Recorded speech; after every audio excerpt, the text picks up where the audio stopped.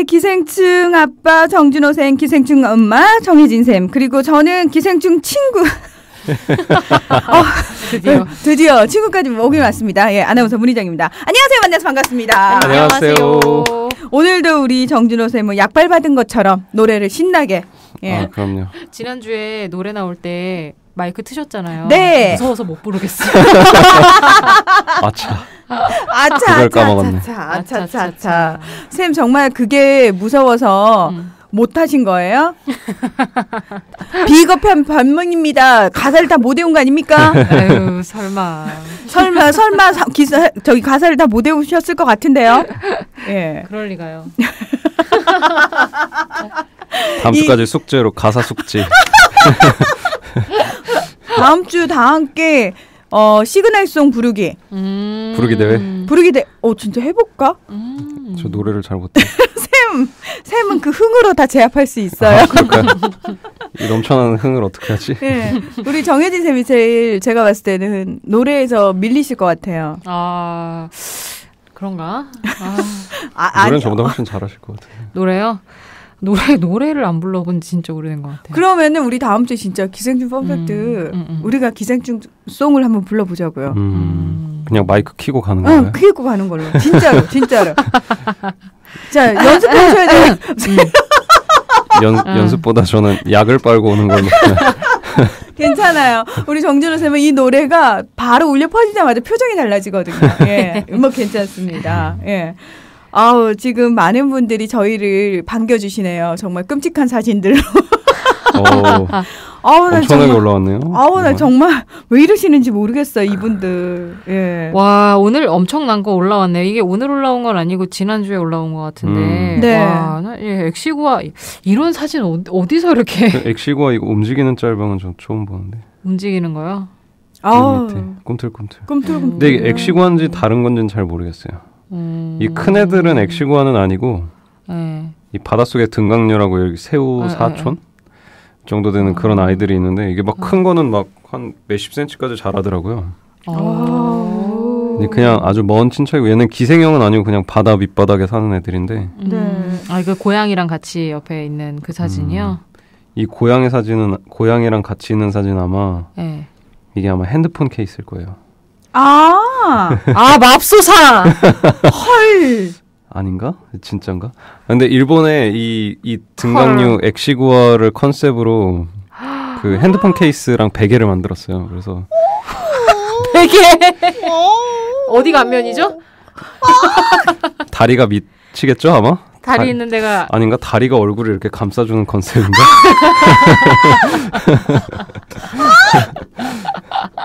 등은 베고 자기 왠지 다 딱딱할 것 같은데. 그러니까 약간 뭔가 포근히 엑시구아가 나의 머리를 안아주는. 엑시구아가 셀 수 없는 개수의 발로 나의 머리를 포근히 감싸주는 컨셉이군요. 이런 등강류도 되게 많은데 아직까지 알려지지 않은 종들이 되게 많아요. 기생형도 있고 아닌 것도 있고. 저 얘기에 나도 껴서 농담을 하고 싶은데 못하겠어. 정말. 아니 그래서 이거를 어떻게 뭐 해외 직구를 하든 어떻게 해서 사보려고 그랬는데 쉽지 않더라고요. 왜 쉽지 않다뇨? 왜죠? 이런 거는 파는 데가 그렇게 많지 않은가 봐요. 일본에서도. 구하고 있습니다. 네. 구하고 계시답니다, 여러분. 탐나는 물건이죠. 저기 이거 침 삼킨 거 이거 입맛 다신 거 아닙니다. 또 오해하시는 분 계시. 아닙니다. 저 정신을 못 차려서 지금. 살은 많지 않을까요? 이렇게 크면? 약간 그 뭐죠? 쏙이라 그러나? 그 가재하고 비슷하게 생겼는데 좀 가재랑 랍스타랑 중간 정도 맞아요. 그 뻘에 사는 그 쏙은 맛있던데. 먹을 게 별로 없다 그러던데. 근데 약간 달달한 맛이 나요. 살에서. 그렇죠. 그 돌이 그 과자 옆에 있는 애들이 쏙인 거죠? 쏙. 하여튼 쏙도 얘네 친척일 거야 아마. 다 같은 갑각류과에. 생선 입 안에 있는 애들은 엑시구아죠. 입 안에 있는 게 엑시구아죠. 그렇죠. 엑시구아 같은 경우는 이제 뭐 물고기 혀를 이렇게 잡고 들어가서 혀를 이렇게 괴사시키는 아이들인데 뭐 얘네가 혀의 기능을 대신한다 이런 얘기도 있지만 약간 아직까지 정확히 밝혀진 건 아니고 이렇게 입 안에 되게 이렇게 예쁘게 들어가 있어서 한 마리 순한 양처럼 이렇게. DC 인사이드에 가시면 기생충 갤러리라는 데가 있어요. 또 샘이 만든 거 아니에요? 아니 저는 결백하신가요? 거들기만 했어요. 이거 뭡니까? 왼손은 거들 뿐 이것도 아니고 뭡니까? 조용히 사진만 올리고 이랬는데 거기서는 약간 이 엑시구아가 뭐랄까 힙 아이템인가요? 힙한 아이템 공주급의 대접을 받고 있죠. 귀요미 엑시구아 이러면서. 핸드폰 케이스 올려주셨어요. 오케이마리님이. 아닌데 이거 그 그림에서 본 거랑 많이 다른데요? 그럼 이건 진짠가? 이건 진짠가 보네. 어쨌든 독특하게 생긴 아이들이죠. 예. 말을 잊죠. 문아나운서님이. 소녀님께서 저희 딸이 아래 사진들 보고는 엑시구아 너무 귀엽대요. 과학 시간에 배웠대요. 초등학교 3학년인데 이게 뭔 소리입니까? 박수가 잘라나. 이 조기 교육의 중요성이 여기서 다시 한번. 아니 초등학교 3학년에 과학을 배워요? 저희는 어렸을 때 즐거운 생활 이런 거 배웠던 것 같은데. 저는 어렸을 때 자연. 자연. 그러니까 원래 저학년 때는 뭐 즐거운 생활, 슬기로운 생활 이런 거 배우지 않나요? 그랬던 요즘 뭐 워낙 선행학습 아닌가? 산수, 자연 이런. 예. 너무 오래전의 일이라. 엑시구아까지만 딱 듣고 일단 저희가 광고를 좀 듣고 와서 살아 움직이는 그림에 대한 얘기를 또 해봐야 될 것 같아요. 아니 왜 익숙해지지 않는 거죠? 저도 쌤들 막 농담하시잖아요. 머릿속으로 멘트를 떠오르는데요. 제가 왜 정신을 못 차리고 흐느적거리잖아요. 그 사이에 그 멘트들이 하얘져요. 생각을 안 하는 게 아닌데. 광고 듣고 오겠습니다. 네, 여러분께서는 미디어 협동조 국민라디오 기생충 펀팩트와 함께하고 계십니다. 꿈다시님께서 늦은 저녁을 먹어야 하는데 차마 게시판을 볼 수가 없습니다. 비위가 많이 약해서 라고 하셨는데 절대 보지 마십시오. 보지 마시고요. 문아나운서님도 지금 함께 하는 걸 살짝 힘들어하고 계십니다. 저 진짜 나 이거 괜히 봤어. 둥이파파님이 지금 뱀도 기생충에는 별 수 없나 보네 하고 사진 올려주셨는데 이거 뭐예요? 처음 봤어요 저도. 지금 뱀이 치료받고 있는 거거든요. 자세히 보시면 입에 그 호흡관 튜브 꽂고 있고 서랍자 이렇게 물려서 입을 벌려놨잖아요. 네. 어쨌든 얘는 지금 마취당한 상태라서 병원에서 사진을 찍힌 것 같아요. 네네. 지금 진드기에 감염돼서 이렇게 진드기가 여러 마리 붙어 있는 것처럼 보이는데 저도 털 있는 동물들에서는 이런 거 봤어도 뱀도 물리는 건 처음 알았네요. 이게 지금 붙어있는 따닥따닥 붙어있는 게 다 진드기인가요? 네. 저번 주에 등장했던 거 진드기들입니다. 근데 왜 이렇게 머리를 집중 공격했지? 그러니까요. 되게 신기하다. 머리는 털어내기가 어려워서 그런가? 이렇게 몸에 달라붙으면 입으로 이렇게 물어서 떼어낼 수 있는데 머리에 붙어 있으면 입으로 떼어낼 수가 없잖아요. 되게 웃긴 게 웃긴 건 아니지만 말해놓고 보니까 좀 죄송한데 웃긴 건 아니고 신기한 게 이제 아무래도 비늘의 방향대로 애들이 붙어 있어요. 네. 아마 비늘은 딱딱해서 뚫고 들어가기 어려우니까 결대로 이렇게 주둥이를 밀어넣은 게 아닐까. 정준호 쌤, 저는 사실 이 사진 너무 징그러운데 정준호 쌤은 어떻게 보여요? 저는 처음 보는 거라 너무 집에 가서 논문 찾아봐야겠다 이런 그런 생각을 하고 지금 있습니다. 무난히 오랜만에 저 표정 나왔어요. 눈 풀렸죠 또. 함께 해주세요. 그 오케이마리님이 핸드폰 케이스 사진 올려주셨는데 이거 보니까 아까 그거는 실물이네요. 그런가 봐요. 전혀 다르네요. 실물이고 그 밑에 그 전화기 실제 사용 예를 여자분이 들고 계신데 이거 너무 사실 웃긴 것 같아. 얼굴에 이렇게 엑시구아가 달라붙어 있는 느낌인데. 진짜. 날토님께서 방송은 듣기만 해야 할 것 같아요 하시는데 듣기만요. 보지 마시고요. 정말 죽을 것 같습니다. 아니 근데 귀여운 거 예쁜 거 많은데 이렇게 보기 어려운 것만 올려주시면 자꾸 우리 게시판 소문나는 거 아닌가 몰라. 이런 걸로만 작정하고 달려들면 어떡하지? 지금 스테이컴님께서요. 이 사진은 뿌옇게 처리되어 있다 클릭하면 보이고 숨기기 기능까지 있는 그런 이미지인데요. 팟빵은 숨기기 기능이 없어서리 힘드셨다면 죄송합니다 하셨는데 이거 뭐예요? 이게 그 얘기했던 구더기? 말파리 그거 네. 같아요. 말파리 유충이 몸에 뚫고 들어가가지고 그 뽑아내는 우리 왜 동영상 본 적 있었잖아요. 그걸 지금 움짤로 옮겨놓은 거죠. 그러니까. 근데 말파리 유충이라고 하기엔 너무 작고 노란데 그죠?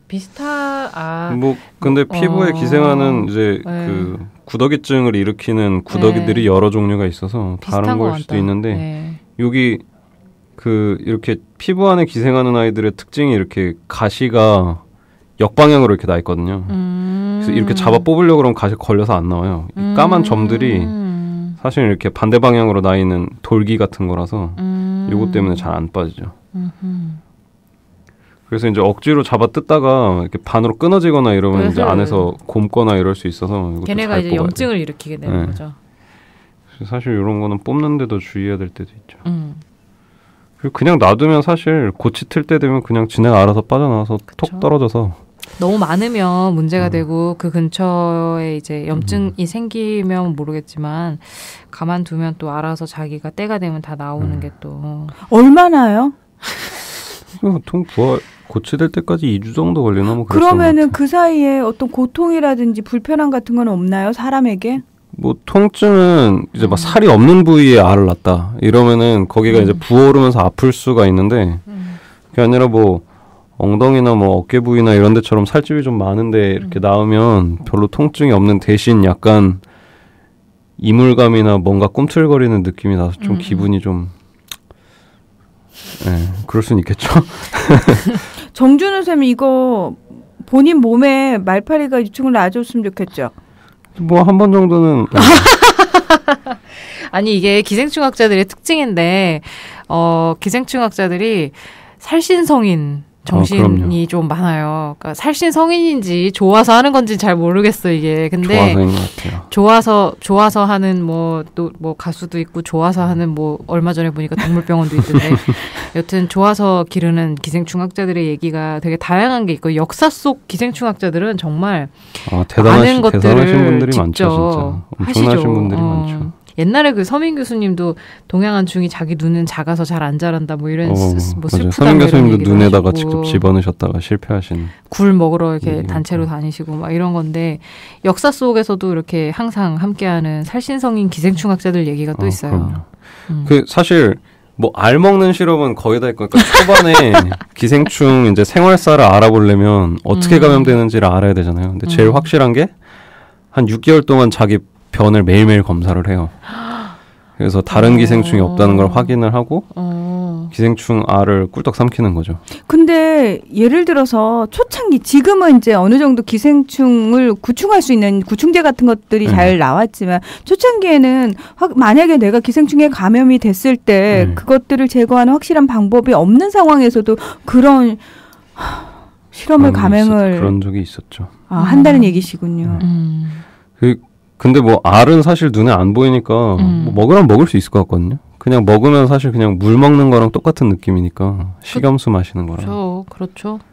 근데 진짜 대단하다고 생각했던 분은 비대흡충이라고 이제 흡충 중에 좀 큰 흡충이 있거든요. 그러니까 한 얼추 엄지손가락 정도 되나? 아주 얇아서 이렇게 부피가 많이 나가진 않는데 이제 그분이 되게 궁금해했던 게 이제 보통은 알을 먹어서 감염이 되는데 성충을 씹어 먹어도 감염이 될까 이렇게 생각을 했던 거예요. 그래서 성충 한 30마리, 36마리를 이제 꿀떡 삼켰는데 이제 걔네가 그대로 타고 내려가서 붙어서 이제 감염을 일으켰던 거죠. 그래서 이제 나중에 이제 그게 점점 이제 실험이 이제 진행이 되면서 이제 끝에는 한꺼번에 185마리를 먹었는데 이제 대변에서 124마리를 잡아냈어요. 근데 제가 그 논문을 찾아봤는데 진짜 신기한 게 그 잡아낸 거를 이렇게 트레이싱 한다고 그러죠. 몸 겉에를 그려서 얘네들이 얼마나 자랐는지 또 뭐 어떻게 변했는지 이런 거를 일일이 다 100마리를 다 기록을 해놓으셨더라고요. 와. 역시 보통이 아니구나.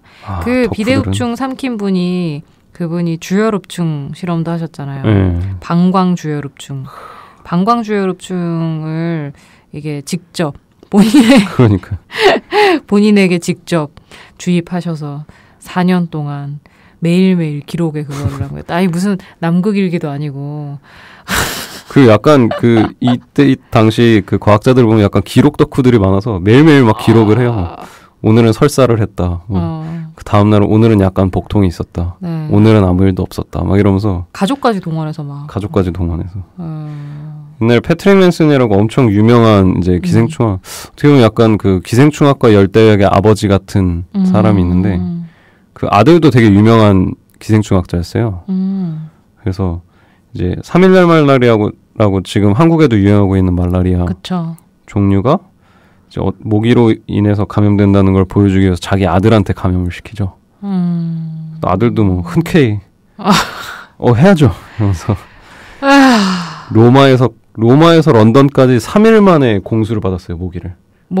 네. 근데 그게 1910년 이때니까 항공우편 이런 게 없을 때인데 로마에서 런던까지 3일 만에. 요즘 페덱스로 붙여도 그 정도로 빨리 올까 싶은데 한시도 쉬지 않고 모기들을 기덕후들의 힘인가요? 아, 그럼요. 그래서 아들을 감염을 시켜서 결국에는 말라리아의 질병의 내추럴 히스토리, 자연사. 그렇죠. 네, 그런 뭐 잠복기라든지 뭐 이런 것도 확인을 하고 기록을 하고. 또 아들도 매일매일 일기를 써서 뭐 오늘은 고열이 있었다. 오늘은 오한이 있었다. 엄청 아프다. 진짜 아프다. 막 이런 게 남아있어요. 기록에. 정말 기생충학자들은 대단한 것 같아요. 진짜 덕후들이 많아요. 이 바닥에. 정준호 쌤. 네? 아들한테 그러지 마요. 저는 뭐 제 코가 석자라 나눠줄 것 같지 않아요. 게시판에 오케이마리님이 댓글에 사진 올려주셨는데 그거 베개 아니에요? 엑시구아? 네. 엑시구아 베개가 이런 베개구나. 엄청 편해 보이지 않나요? 나만 그런가? 굉장히 귀엽네요. 눈을 못 떼시네요. 정혜진 쌤 진짜 좋으신가 봐요. 어떻게 공부 한번 갈까요? 대박이다. 일본에 이런 제품들이 되게 많이 나와서 이렇게 막 무슨 일본 직구 유통업체를 차려야 되나 막 이런 유혹이 막. 대박. 아우 예 정말. 지금 많이 힘드시죠, 여러분? 예, 게시판은 되도록이면 보지 마시라고 말씀을 좀 드리고 싶고요. 그리고 그 선마님께서요, 아니, 소녀님이 주혈흡증 검색했는데 야한 사진이 왜 나오는 걸까요? 방송을 계속 들으셨으면 알잖아요. 그쵸? 주혈흡증은 사랑입니다. 사랑의 상징. 그렇습니다. 예. 선마님께서 정준호 쌤 트윗에 맥주를 마시면 모기가 잘 꼬인다고 하셨는데 맥주 효소 냄새 때문인가요? 아니면 몸이 더워져서인가요?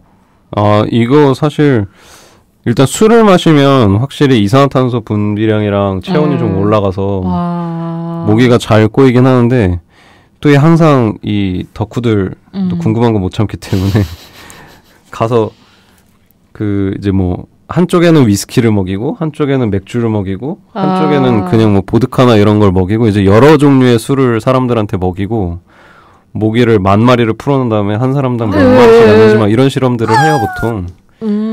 그러면은 이제 그 실험하는 영상을 보면 진짜 웃긴데 보통 모기를 잡을 때 뭐 되게 기생충학의 특징이 아주 저가의 장비로도 실험이나 이런 연구가 가능하다는 게 특징이거든요.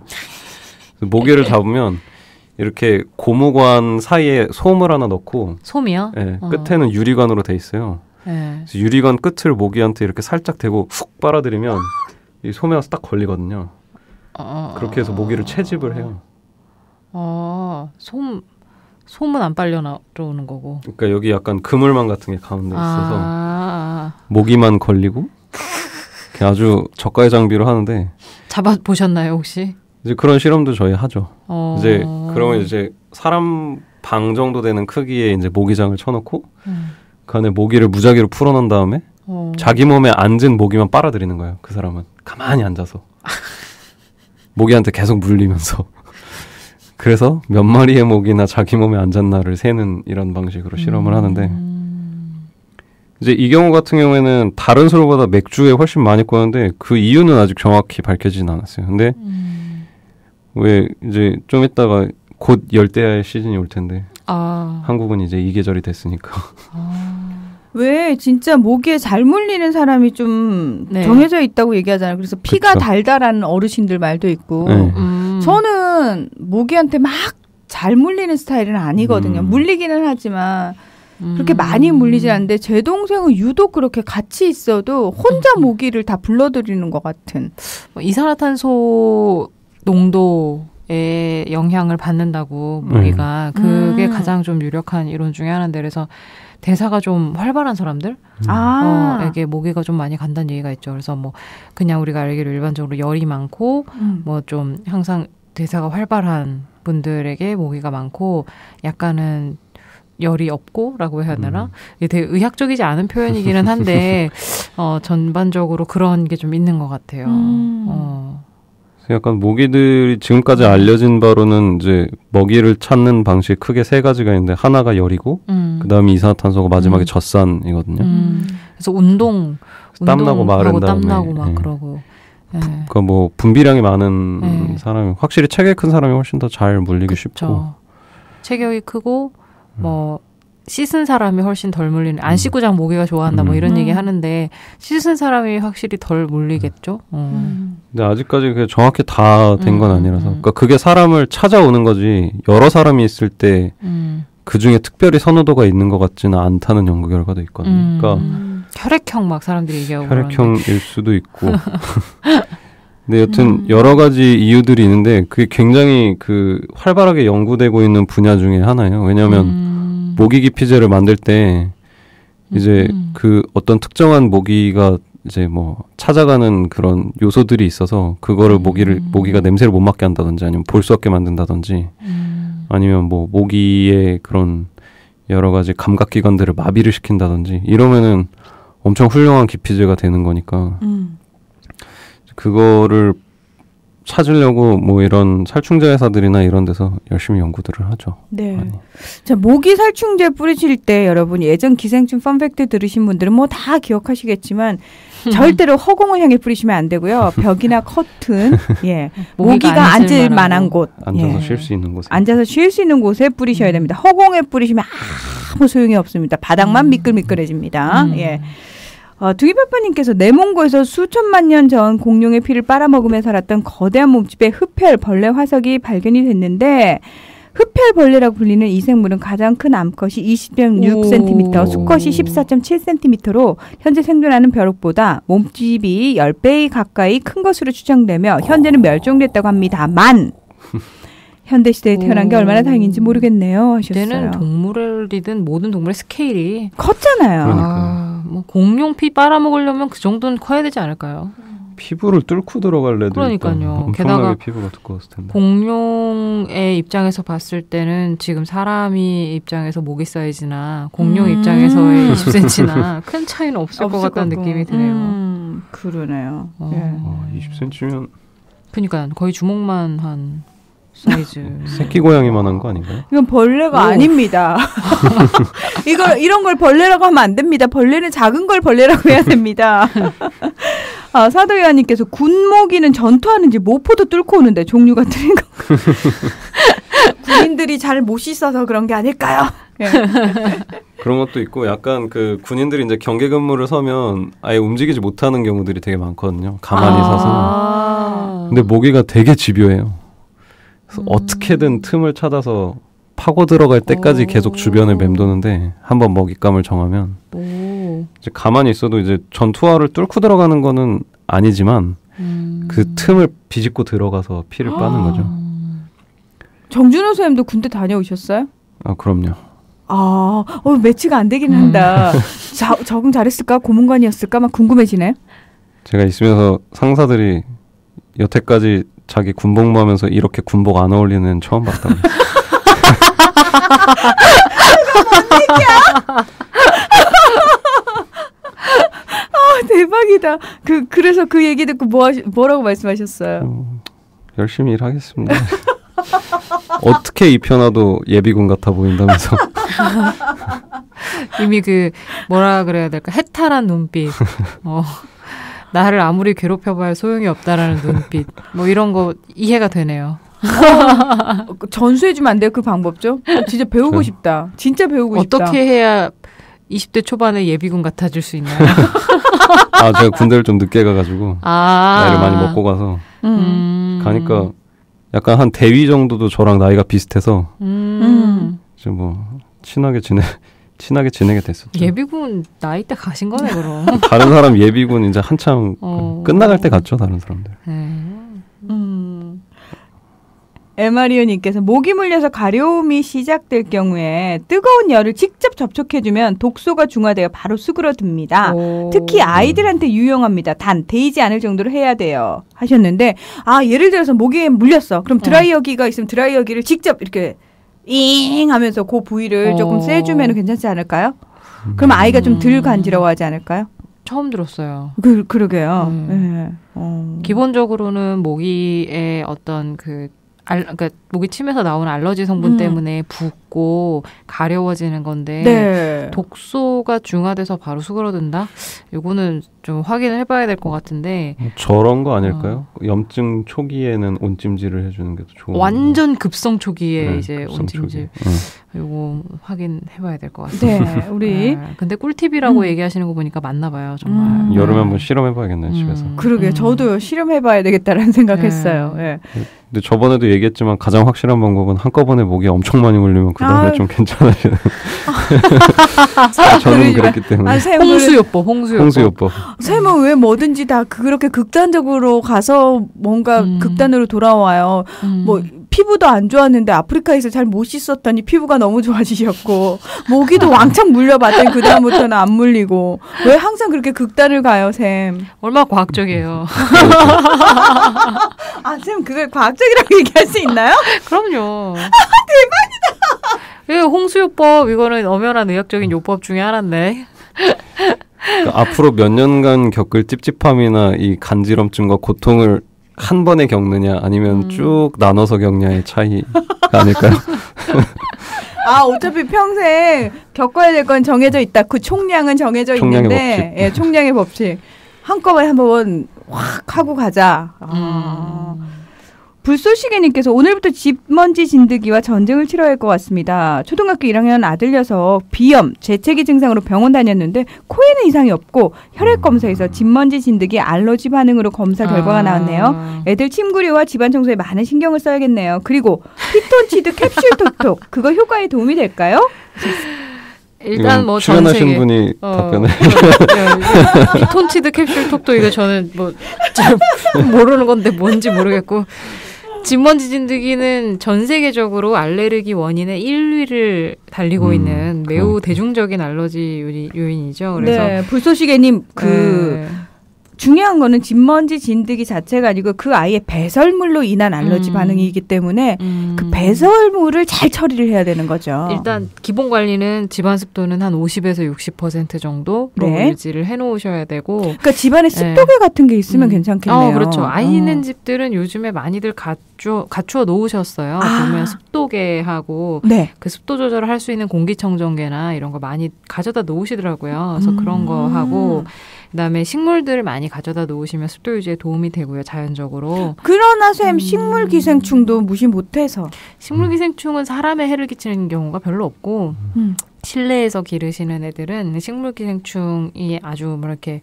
험난하게 또 막 들끓는 일은 별로 없어요.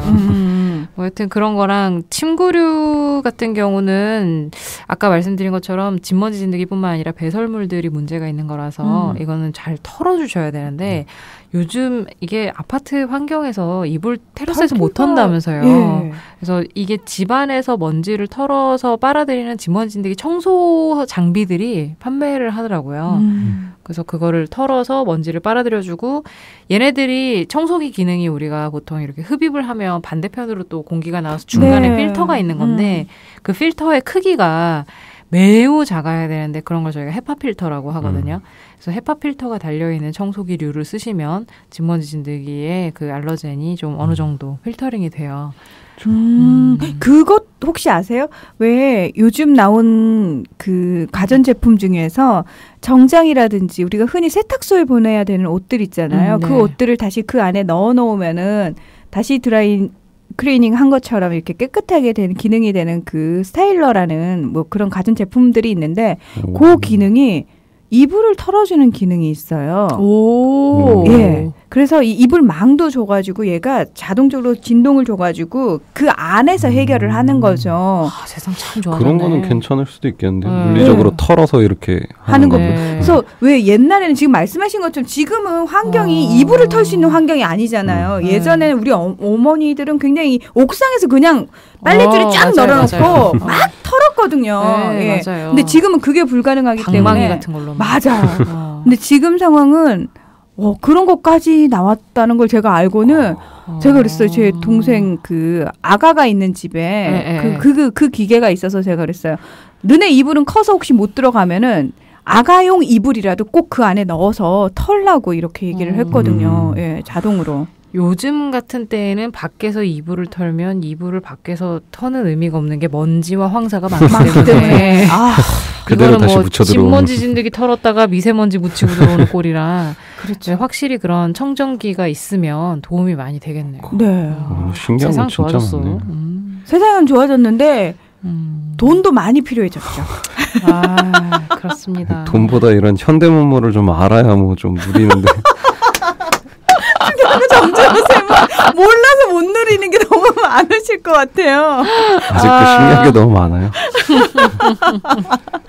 아니 우리가 흔히 근데 이런 거에 중독이 되면 이런 편리함에 중독이 되면은 그런 게 없는 곳으로 오면 굉장히 불편함을 느끼잖아요. 저는 정준호 쌤이 이런 걸 많이 안 알았으면 좋겠어요. 이렇게 되면 아프리카 가기 싫으실 것 같아요. 또 거기 가면 거기서대로 잘 살죠. 이제 뭐 하나 생기면 또 그 관리하고 하는 게 또 이 귀찮음 아니겠습니까? 그렇죠. 예. 갖다 놓으면 또 잘 안 쓰더라고요. 대충 살지 뭐. 안 될 거야. 아, 종이파파님은 드럼 세탁기 뜨거운 공기로 가끔 돌려주신다고. 아, 이불 같은 걸 넣고. 오. 아, 그 뭐지? 건조기 기능을 쓰시는 건가요? 그거는 효과가 있을 수 있을 것 같은데. 만약에 이게 건조 기능에서 뜨거운 공기가 나오는 거면 얘네들이 열에 약하니까 효과가 있을 것 같아요. 확실히. 열에 약하니까. 그렇습니다. 뜨거운 공기로 하고 털어주기까지 하면 진짜 딱 좋은데. 맞아요. 그 빈대나 이런 것도 건조기에 돌리라는 얘기를 많이 해요. 거기서는 못 살아나오니까. 빈대나 벼룩이 있을 경우에 옷까지 다 집어넣고 건조기. 영국 같은 경우에는 워낙 습해서 옷이 잘 안 말라서 건조기가 웬만하면 있거든요. 근데 이제 특히 영국 같은 경우에는 벼룩이나 빈대가 좀 많아서 그런 게 있을 경우에는 건조기도 무조건 다 때려넣고 다 그냥 익혀버리라는 얘기를 많이 하죠. 아저씨들이. 그러니까 예전에 우리네 엄마들은 삶았잖아요. 주로. 웬만한 건 다 삶았는데 외국 서양에서는 삶는 게 아니고 건조. 뜨거운 공기로 건조시키는 걸. 열풍기 같은 거. 그러네요. 예.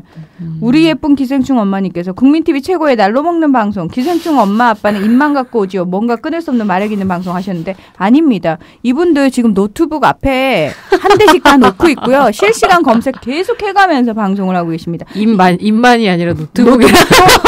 이 플러스 노트북 정도. 예, 그런 거 다 가져오시고요. 그리고 중요한 거는 이분들이 이 입으로 술술술술 내뱉기 위해서 그 이전에 공부한 양을 좀 생각해 주시길 부탁에 말씀드립니다. 그러니까 많은 분들이요. 저희가 왜 그냥 저도 앉아서 여기서 마이크 앞에서 그냥 방송하니까 어떤 분들은 그렇게 얘기해요. 세상에서 진짜 쉬운 직업이다라고 얘기를 하거든요. 근데 누누이 말씀드리지만 제가 이 앞에서 이렇게 능수능란하게 원고 한 장 없이 모든 방송이 투입돼서 애드립을 할 수 있을 정도까지 얼마나 많은 시간과 시행착오와 이런 것들이 투자가 됐겠습니까? 그렇죠? 투입이 되고 그런 거 생각 안 하시더라고요. 예. 뭔가 스스로 날로 먹고 있다라는 느낌을 지울 수 없었는데 오늘 왠지 위로를 받고 저는 직업과 무관한 얘기를 지금 계속 하고 있는 것 같기도 하고 아닌 것 같기도 하고 막 이래갖고 그럼 저희 한 반만 익혀먹은 걸로 해요. 정체성의 혼란이 약간 반은 날로 먹고 반은 날로 먹고 반은 익혀먹었대요. 날거 익힌 거 반반 무만이로 주세요. 반반 무만이 어떡해 정준호 쌤. 나는 왜 저 유머가 좋을까? 아저씨 개그. 안 웃어주려고 그랬는데. 죄송합니다. 예. 그래요. 블루벨벳님처럼 난 말하는 게 너무 어려운데 하셨는데, 말하는 게 사실은 말을 하는 직업을 가진 사람한테 제일 어려운 게 말하는 것 같아요, 저는. 그러면 정혜진 선생님은 네. 의사로서 진료하시는 게 제일 힘드신가요? 어때요? 제일 쉬우면서 제일 힘이 많이 들어가는 것 같아요. 그렇죠. 그러니까 제일 쉽진 않고 엄밀히 말하면 제일 좋아요. 그러니까 제일 좋아요. 진료할 때가 제일 좋고 가장 편안하고 그런데 가장 집중을 하는 시간이기도 한 것 같아요. 똑같아요, 저도. 네, 제일 좋아하는 일이고 좋아하는 일인데 가장 집중을 많이 해야 돼서 사실은 할 때는 모르는데 하고 나면 약간 진이 빠지는. 맞아요. 그래서 진료를 하는 날은 진료가 많은 날은 하루 종일 다른 생각할 일도 없고 하루 종일 그냥 환자분하고 얘기만 하면 되는데 그냥 우리가 수다를 떠는 게 아니잖아요. 그렇죠. 환자의 언어 속에서 계속 키를 찾아야 되고 그 안에서 내가 뭔가 또 진단과 치료에 대한 계획과 이런 것들이 계속 나와야 되니까 사실은 하루 종일 긴장 상태로 진료를 하는 거거든요. 근데 그 시간을 즐길 수 없다면 사실 의사라는 직업이 되게 힘든 직업일 것 같아요. 그래서 저는 다행히도 그 순간을 좀 즐기는 편이라 하고 나면 한 야간 진료하는 날은 10시까지 진료를 하거든요. 수요일, 목요일 이럴 때는. 10시 딱 끝나고 나면 완전히 탈진되죠. 그러면 이제 아유 힘들다. 그럼 바로 거의 뭐 씻자마자 잠드는. 기절하는 거죠. 쌤 그런 건 잠잔다고 얘기하지 않습니다. 기절. 기절했다 아침에 깹니다. 네. 맞아요. 예, 저도 똑같은 상황인 것 같아요. 재미있어요. 정준호 선생님은 어떤 일을 가장 좋아하고 집중하나요? 저는 뭐 기생충 보는 거, 뭐 논문 찾아보고 사진 찾아보고 뭐 그거 외에는 뭐 별 생각이 없습니다. 직업을 부정하시는 거예요? 지금 4대 보험을 받고 있는. 네, 회사 일도 하죠. 네, 회사 일도 하는데. 나는 지금 방송을 누가 듣고 있을 수도 있어요, 회사에서. 난 그 회사가 존재하는 회사인데 페이퍼 컴퍼니 아닌지 참 궁금해요. 무슨 일 하세요, 정준호 쌤은? 제가 뭐 가면 뭐 이것저것 하고 있습니다. 저도 뭐 하는지 잘 모르겠어요. 뭐 일 열심히 하는데. 회사에서 열심히 하고 있는 것 같다고 하니까 그냥 잘하고 있구나 이러면서 근데 뭐 그게 생각은 안 하는 것 같아요. 네. 예, 생각 없이 뭔가를 열심히 하고 계신 정준호 선생님. 선생님께서 경험한 기생충 중에서 가장 무서운 아이는 뭔가요? 라고 중이파파님께서 질문을 주셨네요. 무서운 아이? 무서운 아이 없는데. 그렇게 무서운 아이들이 아닙니다. 네. 정말 무서운 아이들이 아닙니다. 정혜진 쌤은 혹시 기생충에 많이 감작이 되셨지만 그리고 뭐 같이 하시면서 얼마나 익숙해지셨겠어요. 그럼에도 불구하고 제일 조금 무서웠던 기생충 또는 약간 거부감 잃었던 기생충?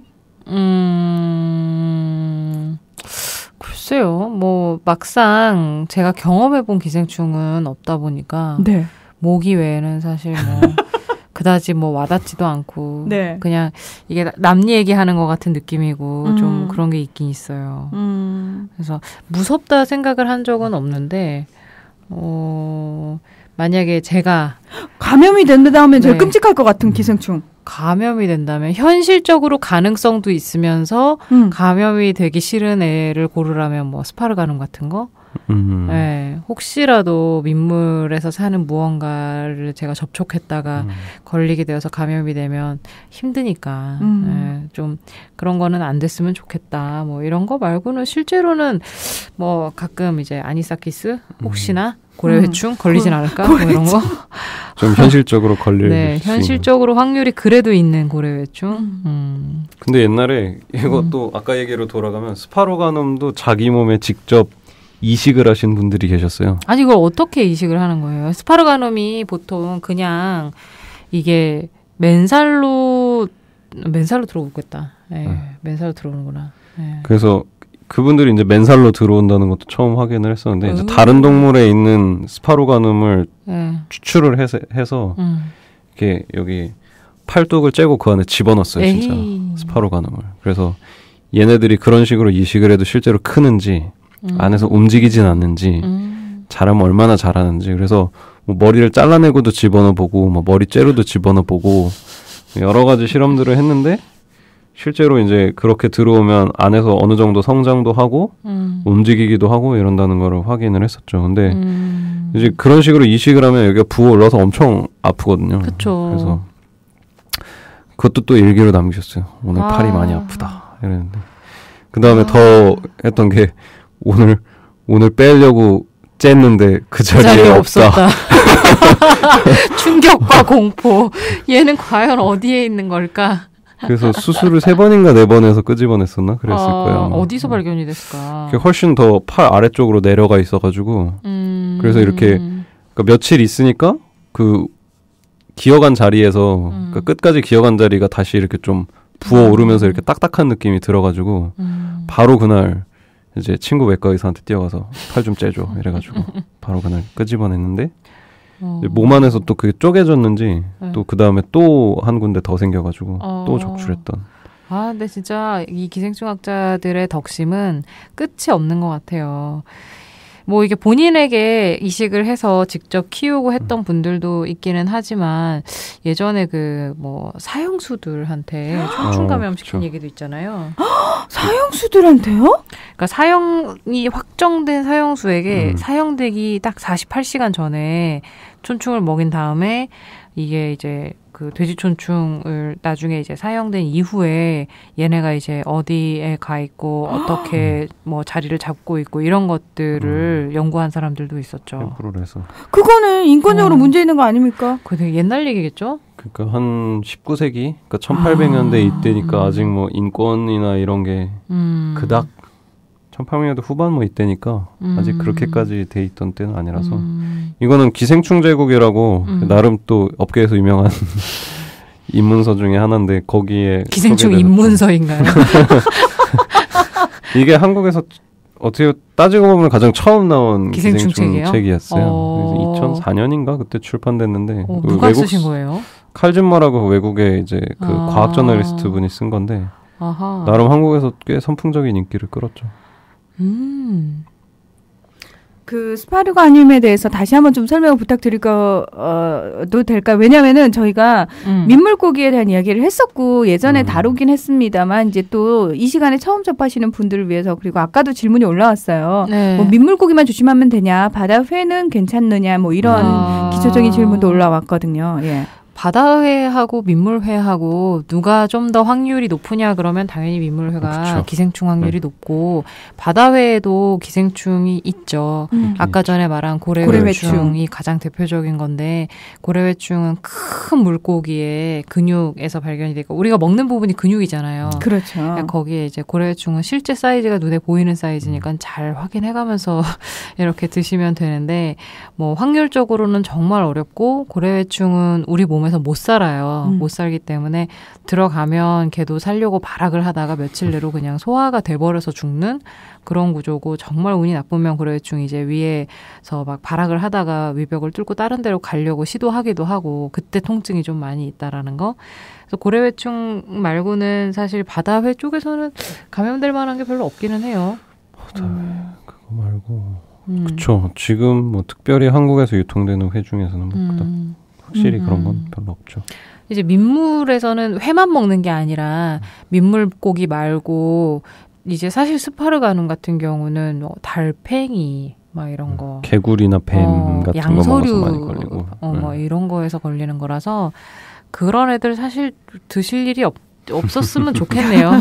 드실 일이 없잖아요 라고 얘기하기에는 너무 신기한 거 드시는 분들이 많아서 자라회 이런 거 자라회 진짜 충격적이었어. 자라회 예. 자라와 회가 붙을 수 있다는 걸 처음으로 우리가 알았잖아요. 예. 이제 스파르가눔 같은 경우에는 촌충의 일종인데 이제 사람에 사는 촌충은 아니고 다른 데 사는 촌충에다가 몸 안에 들어와서 이제 길을 잃고 헤매는 거죠, 아이들이. 여기는 어딘가, 나는 누군가. 이러면서. 그러니까 길을 잃고 헤매면 문제야, 일단. 그러니까요. 길 잃고 헤매는 아이들이 항상 문제인데. 그러니까. 여기저기로 막 그냥 정해져 있는 루트 아닌 곳으로 막 그냥 지나가고 막 이러니까. 그래서 뭐 사실 아주 심각한 증상은 일으키지 않고 그냥 잘 모르고 그냥 평생 같이 사는 경우도 있고 이런 경우가 많긴 한데 이제 뭐 주요 장기 뭐 뇌나 뭐 안구나 이런 데로 가면 이제 좀 문제가 될 때가 있죠. 이게 정확히 몸 어디 있는지 알기가 되게 어렵기 때문에 사실 수술로 제거하기가 되게 어려워요. 네. 그런 상황인데도 불구하고 이 기생충 학자들의 어떤 모험심은 정말 이걸 대단하다고 얘기를 해야 될지 무모하다고 얘기해야 할지. 예전에 그 충북대 어떤 교수님도 자기 몸에 기생충 키워갖고 막 스펀지 방송 같은 데 나오고 막 그랬잖아요. 네. 충북대 엄기성 교수님도 스펀지에서 별 5개 받으셨어요. 그래서 별이여 빛나라 이러면서. 웬일이야. 뭐 키우셨어요? 촌충 키우셨어요. 그 엄기성 교수님이 촌충 연구로 굉장히 유명해서 이제 소촌충 기존에 알려졌던 소촌충이랑 돼지촌충 말고 아시아 촌충이 있다는 거를 처음으로 밝혀내셔서 신종을 발견한 분이거든요. 나름 업계에서 굉장히 유명한 분인데 그거 말고 뭐 서울대교실에서도 뭐 촌충알을 넣은 크림빵을 나눠 먹었다 뭐 이런 얘기들이 전설처럼 전해져 내려오죠. 그 예전에도 잠깐 얘기했지만 회충알이 얼마나 알의 형태로 오래 버틸 수 있나 그래갖고 막 사막에 묻어놨다가 10년 뒤에 꺼냈는데 그 알로 사람을 한 40% 감염에 성공시켰다 뭐 이런 얘기. 또 독일 사람 중에 이제 뮬러라고 굉장히 유명한 기생충학자가 있는데 그 사람은 이제 회충 연구하는 사람이었거든요. 근데 이제 회충이 어떤 채소나 음식을 통해서 많이 감염되는지 알아보기 위해서 밭에다가 막 회충알을 막 뿌려요. 근데 이제 그 중에 하나가 딸기밭이었는데 딸기가 이렇게 땅에 약간 붙어서 자라는 맞아요. 그래서 회충알이 엄청나게 많이 붙어 있었나 봐요. 그래서 맨날 학생들이랑 그걸 따먹었는데 한 3년인가 4년 동안 그 연구를 계속하면서 딸기 철만 되면 다들 회충 때문에 설사하고 복통 일어나고 이런 일기들이 또 남아 있어요. 다들 배가 아프다. 설사가 난다. 오늘 분변을 아침 1회 대변을 보았다. 대변을 검사했는데 회충알이 나왔다. 뭐 이러면서 다음날 기록했는데 어제만큼 많이 나오진 않았다. 뭐 이런 자기 똥 얘기 또 막 길게 써놓고. 정준호 쌤은 안 쓰세요 일기? 저요? 옛날에는 정기적으로 검사했었죠. 써주는데 그때 현미경이 지금은 현미경이 없어서 못 하는 거고. 장비만 있으면 뭐. 언제든지 마음의 준비는 돼 있죠. 저분 장비 사실 돈이 마련이 안 됐으면 좋겠다고 얘기를 해야 할지. 언제 한번 월급을 털어야 되는데. 아니 요즘 한창 딸기철이어가지고 딸기 많이 드시잖아요. 네. 지금 좀 전에 딸기 얘기가 나왔잖아요. 이 딸기를 저희가 각종 기생충 알들로부터 안전하게 하기 위해서 그렇게 먹기 위해서는 어떤 방법들이 필요할까요? 왜 정말 식초라든지 뭐 이 온갖 그 방법들이 다 동원되잖아요. 씻을 때, 세척할 때, 세척제도 나오고 심지어 그 대부분 화학 비료를 주고 그런 회충알이 있을 법한 흙에서 자란 딸기들이 별로 없기는 해요. 요즘에는 웬만한 농산품들이 정말 뭐 전홍양, 유기농 이렇게 가면 거기서 나오는 애들이야 조금 가능성이 있을 수는 있는데 웬만한 애들은 뭐 진짜 뭐 세균이나 기생충 요즘에 먹는 과일에서는 어렵죠, 찾기가. 그래도 뭐 그럼에도 불구하고 방법이 있다면 그냥 흐르는 물에 여러 번 잘 씻는 거? 그게 제일 좋은 방법이에요. 그 진짜 식초를 이용한 세척 방법은 별로 효과가 없는 건가요? 그런 건 있어요. 예를 들어서 저희가 피클을 담그기 위해서 뭐 오이라든지 고추를 이제 사용을 할 때 소금물에 한 10분 정도 담궈두면 소독이 된다라고 그렇게 얘기를 하기도 하거든요. 그래서 소금으로 뻑뻑 문대서 씻기도 하고 담궈놓기도 하는데 그 식초나 소금이 실제로 어떤 소독이라든지 세척에 효과가 어느 정도인지. 소금으로 문질러 닦는 거는 물리적으로 이제 긁어내는 효과가 있으니까 효과가 있을 것 같은데 담궈 놓는 걸로는 그닥. 아, 그래요? 네.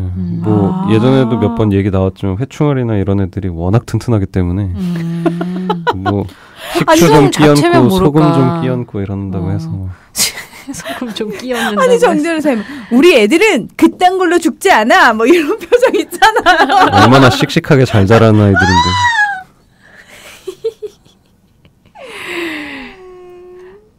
사막에 묻어놔도 10년 동안 산대잖아요. 그러니까.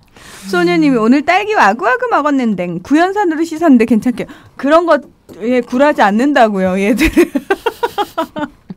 2.5님 서울 출장 다니면 늦은 저녁 먹으면 이걸 듣고 있는 나 거야 하나? 그랬더니 와이로님이 이제 들으면서 맛있게 먹을 때도 됐잖아요. 하셨고 소녀님 감작 드실 겁니다. 더 맛있어지실 거예요. 그건 아니에요, 선생님. 아니 저번 주에 얘기 나왔던 게 기생충이 있어서 맛이 좋아진다. 그렇지. 기생충으로 모든 수컷은 아름다워진다. 뭐 이런 얘기들. 세상에 삶의 향신료 같은 거. 그러니까 그 모든 진화론까지 다 기생충으로 설명을 하시고 예, 기생충으로 안 되는 게 뭐니라는 게 정말 슈퍼마리오님께서 저희 고구마 밭에 군뱅이 때문에 고민이라고 하셨는데 군뱅이 기생충인가요? 군뱅이요? 군뱅이는 딱정벌레 애벌레 아니에요? 뭐 하늘소 이런 거? 풍뎅이? 모르겠는데. 구더기가 파리 애벌레고 군뱅이는 좋은 아이들 아닌가요? 걔네들이 있고 뭐 썩은 나무 같은 거 먹고 소화시켜서 이렇게 비료로 바꿔주는 아이들일 텐데. 지금 선생님들 갑자기 손놀림이 빨라지셨어요. 군뱅이 맞네요 이거. 이거 우리 마당에도 많은데. 네. 건강한 아이들입니다. 건강한 아이들이라고요? 나무 먹는 애들이에요, 얘네들은. 썩은 나무. 그래요? 네. 그러면 고구마 밭이나 이런 데 밭에 많으면은 그냥 내버려둬도 되는 거예요? 이거 군뱅이가 그렇죠. 고구마를 먹지는 않을까요? 제가 알기로는 썩은 나무나 목지를 먹는 거라서 고구마에 피해를 주나 봐요. 그래요? 고구마와 관련된 군뱅이 에 대한 이야기가 좀 있는 것 같은데. 근데 뭐 군뱅이로는 군뱅이는 식용으로도 많이 먹기 때문에. 거의 성체가 다 된 것은 땅 속에서 살면서 고구마를 갉아 먹는데요. 해충이네 고구마 밭에서는. 그러면 진짜 예. 얘네들은 그러면 어떻게 해야 되나요? 살충제를 뿌려야 되는 건가요? 이런 것까지? 뭐 고구마를 뭐라 그래야 되지? 업으로 하시는 거라면 적당한 방법을 찾으시는 게 좋을 것 같고. 실제로 군뱅이가 먹어버린 고구마의 모습이 있는데 이러면은 굉장하죠. 예. 아니면 손으로 잡아내셔서 제가 알기로는 군뱅이 말려서 한약재로도 쓰는 걸로 알고 있거든요. 그러니까요. 예. 이런 걸로 밭의 규모에 따라서 그렇죠. 몇천 평이면 힘들 수도 있고. 워낙 이게 고단백이라서 고단백 고지방이라서 뭐 원래 숲이나 이런 데서는 군뱅이 많이 먹죠. 왜 종종 뭐 무슨 정글의 법칙이나 뭐 이런 그런 데 가서 하는 프로그램들 보면 이런 거 먹는 거 나오잖아요. 그래요? 군뱅이가 그랬었구나. 군뱅이가 지금 뭐 찾아보니까 고구마 심으시기 전에 땅 전체에 대한 방제를 하고 심는다고 하네요. 이미 고구마가 들어있는 상태에서는 군뱅이 약을 치면 고구마에도 문제가 될 수 있어서 고구마를 심기 전에 그렇게 하셔야 된다고. 그러니까 로타리 칠 때 석회를 뿌리세요라고 이렇게 또 올려놓기도 하고. 저희가 또 새로운 걸 알았어요. 그렇죠? 그러게 우리 마당에 저는 군뱅이하고 지렁이가 되게 많거든요. 그래서 올해는 뭘 심어도 잘 되겠구나라고 생각을 했었는데 막상 뿌리 채소를 심을 생각은 아예 안 했었기 때문에 그러고 보니까 작년에 저희가 땅콩을 심었는데 땅콩을 수확할 때쯤 됐을 때 보통 이렇게 뿌리를 이렇게 쫙 털면 땅콩이 막 알알이 이렇게 맺혀서 나와야 되는데 땅콩이 하나도 없는 거예요. 속이 다 비어갖고 군뱅이들이 먹어버렸네. 네. 흙 속에 사는 여러 생물체들이 다 이렇게 드셨구나. 그 생각을 또 못했네. 굉장히 좋은 보시를 하셨네요. 흙 속에 사는 생물들에게. 나눠 먹은 걸로. 치우지아님이 딱 좋은 댓글 달아주셨네요. 그냥 먹는 거면 적당히 두시고 대단지, 그러니까 아예 규모 있는 농사로 하시는 거면 맞아요. 약을 쓰셔야 된다고. 생업으로 하시는 거면. 그렇죠. 예. 어쩔 수 없죠. 저희가 또 오늘 이렇게 다양한 어떤 삶의 도움 상식들 또 드리면서 이렇게 방송을 또 마무리를 해야 될 것 같네요. 오늘도 굉장히 징그러운 얘기를 안 징그럽게 해주셔서 감사하고요. 정준호쌤. 그랬나요? 네, 성공했네요. 난 근데 그래도 여전히 힘들어요. 저한테 이 방송하고 집에 가면 기생충 꿈을 꾸냐고 그러는데 그러지 마요. 난 그렇게 살고 싶진 않아요. 기생충 꿈꿔요? 그러지 마! 네, 우리 정준호쌤, 정혜지쌤 다음 주에 만나요. 고맙습니다. 감사합니다. 여기는 국민 라디오